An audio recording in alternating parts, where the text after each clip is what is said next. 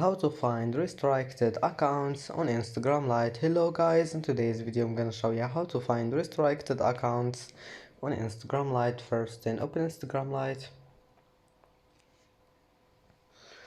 and now just click on your profile here in the bottom corner and then click the three lines and now click settings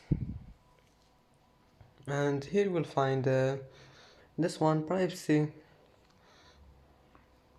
and then click restricted accounts. And as you see here, here you can find your restricted accounts, and that's it. And that's how to find restricted accounts on Instagram Lite. And that's it for today's video. Don't forget like and don't forget subscribe. And thank you for watching this video until the end, and see you in the next video.